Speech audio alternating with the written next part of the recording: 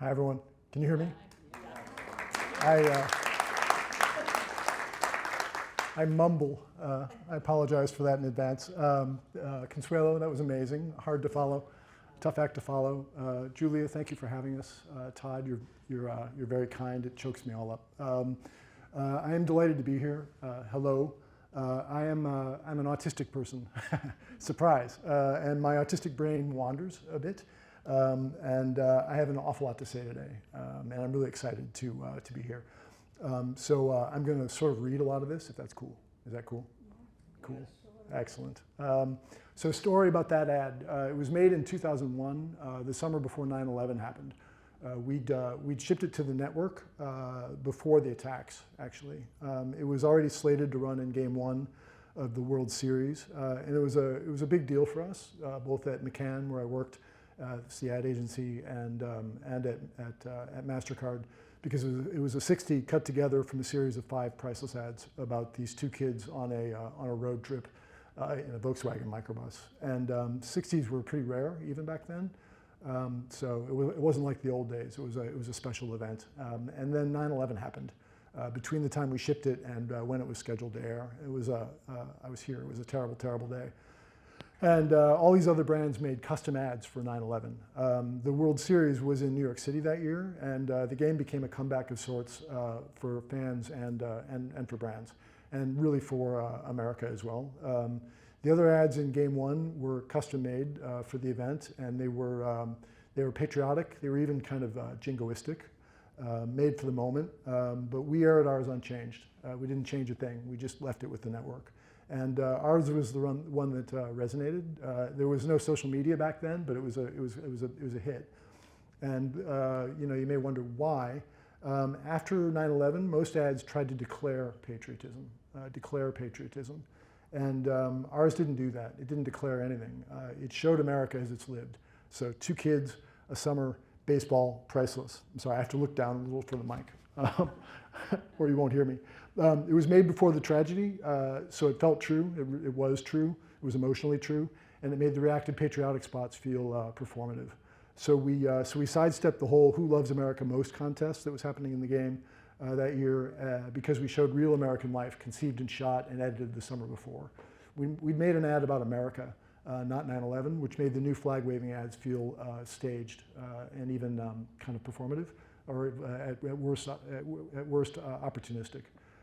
So what's my point? I am here to talk to you today about what Phaser does. We call it depositioning, and I'll explain that. But the way to understand it is as brand judo in a world of marketing karate during the era of solutions. What on earth am I talking about? Well, let's go.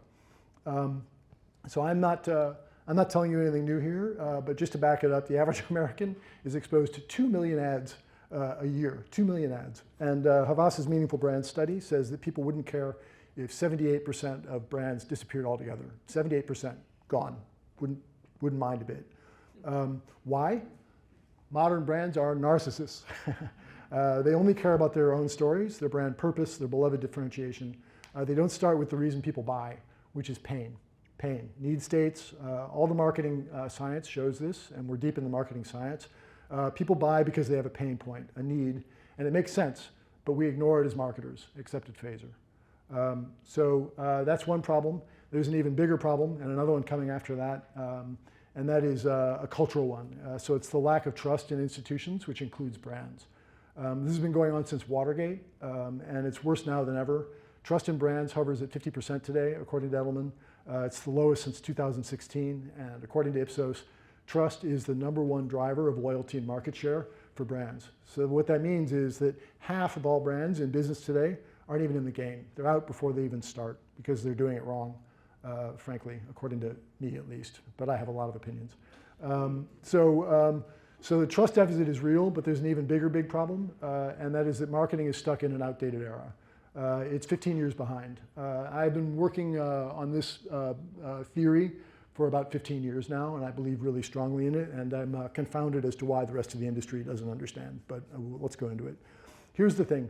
Marketing and marketers are not in charge of the way marketing works, okay? And they never have been. We're not the boss, even though we think we are. It's bigger than us, and it's driven by trends, 2 trends, industry and communications technology. industry and communications technology. Industry and tech govern how marketing works. They're upstream of how marketing works. Industry governs what we make, and thus what people can buy, right? And technology governs how we go to market, how we can reach people. And there have only been 3 eras in the history of modern marketing. So let's take a little tour through those. The first era was the era of logic. Why did logic work back when it did? And it did work at one point, back in 1910 through 1950. Why was it effective? Because we were in an era of few products and centrally held media owned by people with big budgets who controlled which stories got told and which stories didn't get told, which meant that you could still have the best product because there weren't that many products, and still control the story because you need money to tell a story at scale in those days. That was the era of what they called the USP, the unique selling proposition, and it was all about functional differentiation. All the ads of the era reflected that. So Ivory 99.44% pure is an argument. David Ogilvy's Rolls Royce with the sound of the ticking clock at 60 miles an hour is an argument. That era, the era of logic, lasted for 40 years until we moved into an era of emotion. So we tagged this to 1950. It's the year television gained mass penetration in the US, and post-war manufacturing entered a mature industrial era in which there were many products. So we went from few products to many products. But marketers still controlled the technology and the storyline. It was a one-way street, and that's what got us, I'm sorry, you may not be able to see me, but I'm rolling my eyes. That's what got us storytelling, right? Which marketers love. And so marketers began differentiating, they were still differentiating, and it still mostly worked, on emotion, meaning, and later what we call brand purpose, right? The era of emotion is the classic era, the era of Coke Hilltop, so hippies on a hill, I'd like to buy the world of Coke, and MasterCard Priceless, and just do it, and 1984, and you name it. It's the era I grew up in, and it was a great era. It was really fun while it lasted, but it's in the rearview mirror now by about 15 years. So that takes us into the era of solutions. So we moved out of the era of emotion and into the era of solutions way back in 2007, so 15 plus years ago. The reason? Social media. Social media. We tagged this to the year 2007 because it was the year that 3 things happened. So Facebook came off the campuses, Twitter was launched, and the iPhone was invented or launched. It was quite a year. I got divorced that year too. So not my idea. Here's the thing. Social media changed the entire dynamic of marketing. For 100 years, marketing controlled the narrative. And marketers could tell brand stories because there were no other stories. There were no competing stories. So I'm going to do a quick demo, if we could. Great. So what we call a brand, what everyone calls a brand, actually has 3 components. So there's the product, there's the marketing, and there's the company. For 100 years, the marketing was the only story that got told. It was way out front. And the company and the product stories were hidden, recessive. Social media changed all that and put everything on the same plane in ways that frankly work against the storytelling we all love to do in marketing. So let me use VW as an example. For decades, VW was a beloved brand. They brought the world one of the most famous ads of all time, the Bill Bernbach lemon ad. It's a great newspaper ad. And for years, they made utterly adorable advertising claiming clean diesel. So take a look at this. This is charming as hell. How do you like my new car? Isn't diesel dirty? Oh, say it's beautiful, for Christ's sake. I think it's beautiful, but aren't diesels dirty? Yeah, that's true. Oh, that used to be dirty. This is 2015. No. Listen to me, Terry. Diesel in Latin means dirty. I'll prove it to you. You're gonna ruin your scarf. Oh, look what she's doing. See how clean it is? It's not dirty, but you still have a dirty mind. So then the emissions, the big Volkswagen emissions scandal happened, and poof, all that brand love disappeared. Because social media put product and company on the same plane of visibility as marketing, right? Everything was all lined up, which wouldn't have happened 20 years prior. The era of emotion was an era of manipulation. We got away, we did it because we could get away with it, and it worked, but we can't any longer. In other words, we're deep into an era where everything is transparent and anyone with a narrative can reach millions. And that has major implications for brands. So my thesis statement, finally, we are now, and had been for 15 years, in the era of solutions with all its implications and ramifications. So the big question is, what does this newish era mean for how we market? I'm here to tell you that it's past time for marketing to change, to pioneer new ways of working. IPA's recent crisis in creative effectiveness study says that marketing is less effective than any time in the past 25 years. in spite of the fact that we're now in every consumer's back pocket, right? Right there with a phone. Everything is within arm's reach. Why is effectiveness in decline? There are a bunch of factors, but I say a root cause is because we are using a 75-year-old playbook in an era that was born in 2007. And that is a big, big problem. And I'm really passionate about that, as you can see. I am here to tell you that differentiation is dead. It's not why people buy. All the marketing science proves this. Attention is scarce. We're blitzed with messages.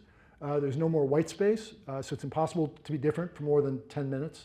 And purpose, which is just a new iteration of differentiation, speaks to lofty ideals, but it's not why people buy, actually. So differentiation today is at best an outcome, not an objective. You can measure it. That feels nice. So people do things they can measure, but it's not the thing to strive for anymore. It doesn't win the market. It hasn't for 15 years. The playbook for making competitors irrelevant, pretty simple, but super powerful. Solve the pain, be a solutioneer. Expose weakness, force competitors onto the back foot, and flip the battleground, be a judoka. Love that word. My best metaphor for this is that modern marketing is karate when the era of solutions calls for judo. The era of solutions calls for judo, not karate. Karate is force versus force, hitting harder, shouting louder, spending more, bigger budgets, bigger celebrities, bigger influencers, when it should be judo, using the dead weight of your competition to throw them across the room. That's depositioning. Okay, this is a complex slide. I'm going to make it crazy easy. The left side is marketing science, proven quantifiable facts about how and why people buy. I won't belabor it, but this is hard, global, longitudinal proof of what works and what doesn't, and the hint is that differentiation doesn't work. The right side is Phaser's depositioning methodology. We start with pain, personal pain, of course. Then we find the cultural tension, and what that does is it amplifies that pain and makes it systemic and pervasive. Then we find the competitor weakness, the dead weight we can throw across the room. And then we build a depositioning solution that solves the above. And then finally, we thread that through every facet of the brand experience, not just storytelling, but everything. And it works. Here's proof. It didn't show up, but I'll give you proof. According to Forrester in 2024, depositioning, so solving pain points, drives a 41% greater lift in revenue growth, 49% lift in profit, and a 51% lift in retention. More than differentiation. So like big numbers. In short, depositioning in the era of solutions is the key to competitive advantage. So now for the fun part, we'll do this quick, but I have this time down to the second. So now for the fun stuff, let's talk about 3 brands that I was lucky enough to work on. Amazing global brands, powerful brand platforms that drove really insane amounts of ROI. The first is MasterCard's Priceless. I worked on this for 7 years. I wrote hundreds of strategies. Most of you know this campaign. I would like to write a book called The Last Campaign.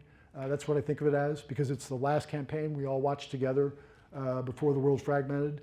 And for fun, I'm going to show you an ad that never aired, not even once.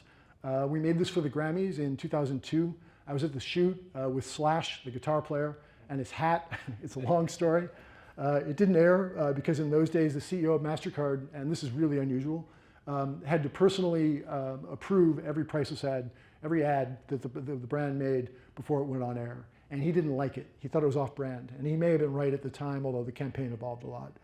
So we killed it, but I adore it, and it's my speech. So we're going to play it for you right now.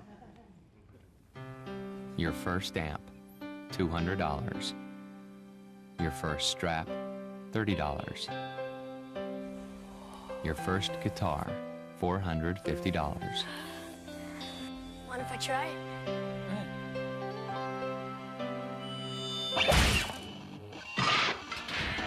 Rock and roll, priceless. There are some things money can't buy. For everything else, there's MasterCard. Accepted everywhere music is. It goes to 11, which is my favorite part of the ad. So Priceless is a depositioning idea. We didn't know it yet, but it was. It was hardcore judo. The move, MasterCard depositioned the category away from money and things, where Visa had a lot of strength, to meaning, where Visa was powerless. Instead of fighting over features, MasterCard made the competition look small by shifting the battleground from transactions to experiences, So a little insider secret about the Priceless campaign. Priceless is the most successful B2B campaign in, I would say, the history of the world. It drove an enormous share gain for MasterCard, but not because it made people pull their MasterCards out of their wallet. Advertising doesn't work that way. rather because the campaign proved MasterCard to be a better marketing partner than Visa. And so banks switched their credit card portfolios from Visa to MasterCard, driving that huge increase in share. MasterCard was in pretty serious trouble in '97 before the launch of Priceless.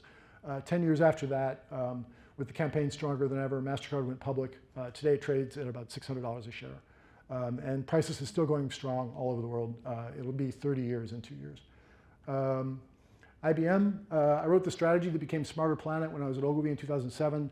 It took a year to sell the campaign, which we did door to door.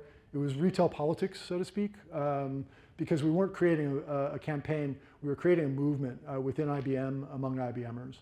It was basically change management, first and foremost, and then a communications platform. Smarter Planet ran for 7 years, from 2008 to 15, in 73 countries. The ROI in business terms, multi-billion-dollar revenue impact, $3 billion lift in 2010 alone, 47% year-over-year growth for the company in 2011. The software business was up 90%, and they had a runway to $10 billion in lift by the end of the campaign in 2015. It also had a profound impact on culture at IBM, which I'm really proud of, given IBM's heritage. The strategy idea was rethinking the way the world works, there's a duality to that. So it works in business and in society, and that duality is what makes the idea special. It's an homage to these vintage think signs that are on every IBMer's desk, and not mine. Just real quick, judo, so Smarter Planet is a depositioning idea. I think it was actually the first era of solutions idea at Mass. The judo move, IBM escaped the server box by elevating intelligence to a global stage. So rather than competing on faster machines, which is a commodity fight and the way that the competition was behaving, IBM turned its scale and legacy into cultural authority, making rivals seem like narrow tech vendors. It became the architect of progress. Enough said. And then last, open happiness.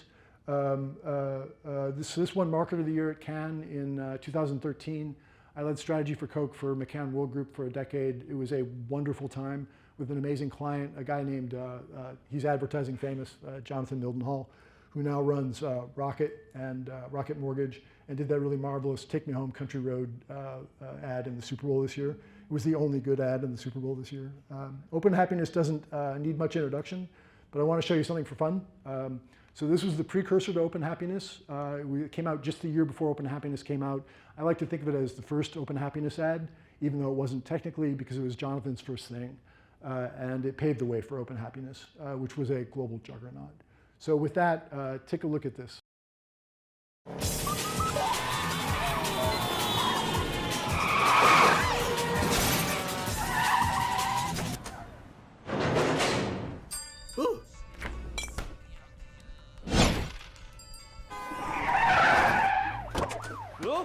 You give a little love, and it all comes back to you. You're gonna be remembered for the things that you say and do. You give a little love, and it all comes back to you. You're gonna be remembered for the things that you say and do. You give a little love and it all comes back to you. So also, it's that good. I think part of what makes that ad work is when you see the Grand Theft Auto imagery, you immediately go on guard and assume something bad is going to happen, and so you are incredibly relieved when all that goodness happens. It was a judo move. Rather than competing head-to-head with Pepsi, they competed at a cultural level. One insider opinion, again, I have a lot of opinions, but in an era when Coke was facing a lot of backlash for sugar, it was a judo move on the calorie front too. So you're not drinking a Coke, you're opening happiness. You're not drinking a Coke, you're opening happiness. And there are no calories in happiness. It's pretty adroit. So the brand stories I've shown you are outliers for their time. Hugely successful platforms that outperformed the category in the industry. Why did that happen? Because they were practicing depositioning before its time. But today the pendulum has swung. It's no longer a luxury. So depositioning is a necessity today. It's the only way to compete and win.